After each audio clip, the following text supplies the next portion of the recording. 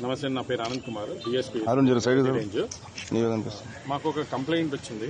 ఇట్లా ఈ women police station Vikarabad లో ఆయన పైన ఒక వ్యక్తి ఇప్పుడు తాండూరులో ఉంటారు. ఆయన పైన కేసు పెట్టడం జరిగిందని చెప్పేసి అక్కడ పోలీస్ స్టేషన్కి పిలిపించడం జరిగిందని చెప్పాడు. ఏమైంది అని అంటే, ఈ పోలీస్ స్టేషన్లో ఆయన పైన ఒక 498A కేసు అంటే ఐపీసీలో రిజిస్టర్ చేశారు, పాతకాలంకి. దాంట్లో మీరు రండి అని చెప్పారంట. సరే, ఇక్కడికి వచ్చి చూస్తే అది హరాస్మెంట్ కింద అతని పైన ఒక కేసు రిజిస్టర్ అయింది.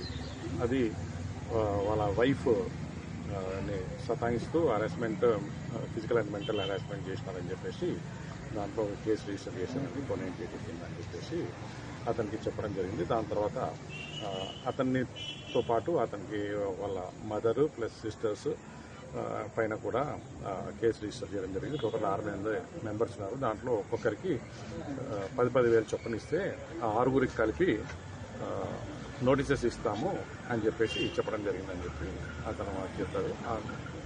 60,000 రూపీస్లోంచి ఇతను రిక్వెస్ట్ చేయగా 40,000 రూపీస్కి ఒప్పుకోవడం జరిగింది. ఈ 40,000 రూపీస్ లంచంగా డిమాండ్ చేయడం జరిగిందని చెప్పేసి ఎవరు అని అంటే, ఇక్కడ ఉన్న ఇన్స్పెక్టర్ గారు సరోజ గారు, తర్వాత ఎస్ఐ రాణి గారు ఇద్దరు కలిసి 40,000 రూపాయలు డిమాండ్ చేశారు. తన విధిలేని పరిస్థితుల్లో ఒక 20,000 రూపాయలు ఆల్రెడీ ఇవ్వాల్సి వచ్చిందని చెప్పేసి ఇంకో మిగతా 20,000 తర్వాత ఇవ్వమని చెప్పారంటే, అతని దగ్గర ఉన్న 20,000 రూపాయలు సర్దుబాటు చేసినాను, ఇంకా మిగతా 20,000 రూపాయలు నా దగ్గర సర్దుబాటు కాలేదని చెప్పడం జరిగింది. ఆ యొక్క కంప్లైంట్ మేము రిజిస్టర్ చేసుకున్నాము.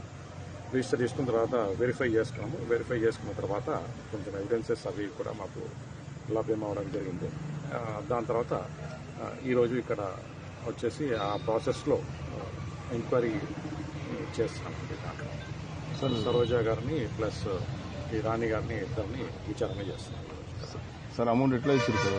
నెట్ అమౌంట్ బై హ్యాండ్ తీసుకున్నాను, క్యాష్ 20,000 రూపాయలు తీసుకుంటాను. ఫస్ట్ ఆల్రెడీ తీసుకున్నారు. ఈరోజు మళ్ళీ ఇంకొక తర్వాత 20,000 రూపీస్ తర్వాత మళ్ళీ ఇవ్వమన్నారు. కానీ అతని దగ్గర లేకుండా మా దగ్గర వచ్చినప్పుడు అప్రోచ్ అయినప్పుడు ఆ 20,000 లేదంటే సరే అని చెప్పేసి ఆర్సీఓ కింద కేసు రిజిస్టర్ చేసుకుని వచ్చాం. టోటల్ 40,000లో 20,000 రూపీస్ ఒకసారి ఇచ్చారు. ప్రాపర్టీస్ ఏమైనా సీజ్ చేసేస్తారు, స్థాయికి మించి ఏమైనా గుర్తించారు? ఇప్పుడు ఆల్రెడీ అది మా ప్రొసీజర్ ప్రకారం హౌస్ సెర్చ్ అదంతా జరుగుతుందండి. అది ప్రొసీజర్ నడుస్తూ ఉంది. ఇంకా మొత్తం డీటెయిల్స్ అనేది రాలేదు. వచ్చిన తర్వాత ఆన్లైన్ సంబంధం అది వెరిఫై చేస్తామండి. వాళ్ళ ఫోన్స్లో మేము అది కూడా వెరిఫై చేయాలి. సార్, 20,000 ఎవరికి ఇచ్చారు సార్? సిఐకి, ఎస్ఐకి? ఇన్స్పెక్టర్ గారి ముందు ఎస్ఐ గారికి ఇవ్వడం జరిగింది. ఇద్దరు సమక్షంలోనే ఇచ్చారు. అంటే ఎవరు దొరికింది సార్? దాన్ని పట్టుకోవడం ఎవరు పట్టుకున్నారు అమౌంట్?